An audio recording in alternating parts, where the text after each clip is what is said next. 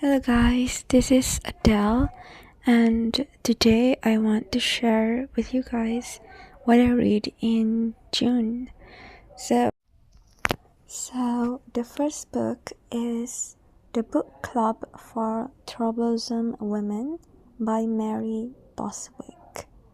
This is a New York Times bestselling author, and this is my first time reading her book, and I was really excited.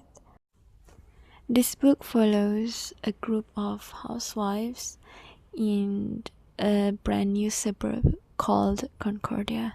So there is Charlotte Gustafson who moves into the neighborhood, and she is a flamboyant artist from Manhattan. And together they decide to start a book club and read Betty Friedan's new novel, The Feminine Mystic.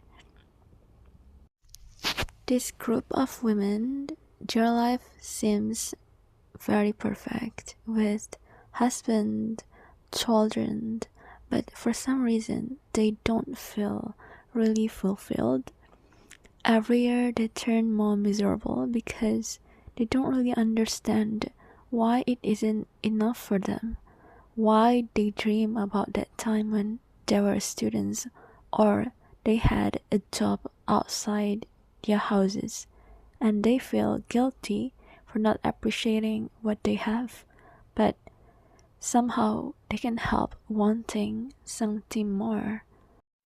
Even though I don't have the same life as them, but I think I understand how they feel, how they felt every day, and this is my read to understand what women does feel when they're in their 90s, where women doesn't have enough rights to live like a proper human, like having a bank account or you know go to the doctors and get medicine without their husband's signatures, or going everywhere without having to report to their husbands.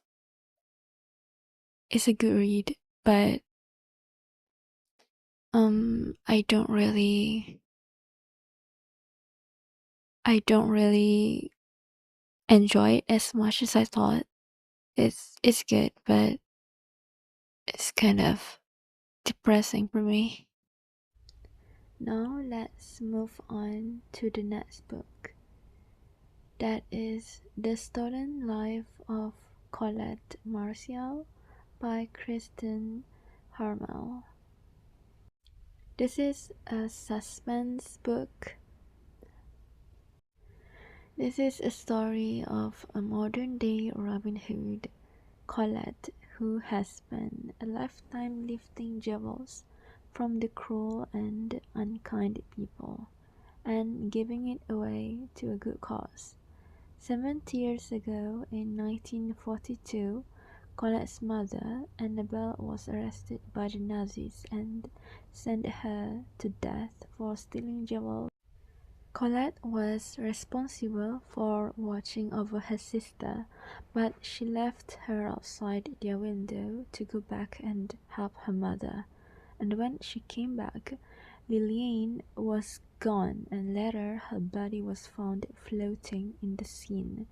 And one of the key elements of the story are the jewels sewn into the girls' dresses to give back to the Rossmans, a Jewish family that was stolen from them.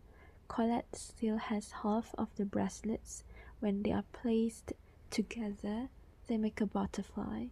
The pieces represent the Rossmann twins that the famous Jewish jeweler Max Besner made for the mother. And 70 years later, the other half of the bracelets shows up in a museum exhibit in Boston. Colette ventures out to find where it has been and who was responsible for her sister's death. Lucas is a director of the museum and has the information Colette needs. She recruits her friends Aviva, a lawyer, and her best friend Marty to help her with the search.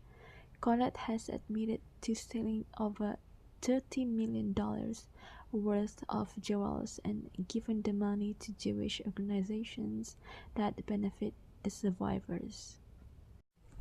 This is such a fabulous book, and I think it reminds me of Hercules, the children's book.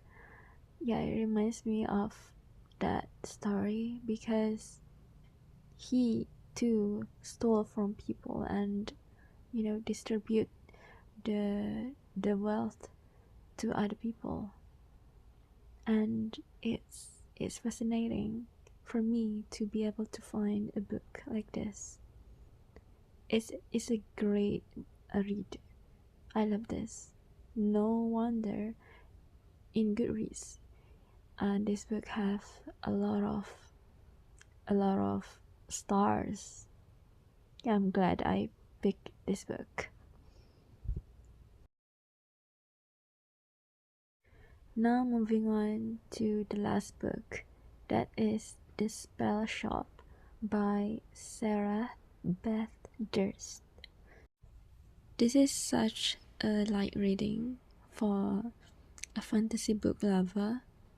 It's a very cozy fantasy book whose protagonist is actually a librarian back in the capital, but the capital has been burned down and she have to go back to her parents' village and start this magical shop, and meet a love interest, Laren, and together with the villagers she create something to help the storm from affecting the village, and it's such a good read. I think it suits us children's more than adults because it's a fantasy, something that most people wouldn't find this interesting. It's more like a Beauty and the Beast vibes. There's a living with a good hat, like a torn horns and a talking plants. Yeah, but I do enjoy this. Yeah, I just skimmed at the last part of the book, but it's such a good read. You can read this. It's amazing.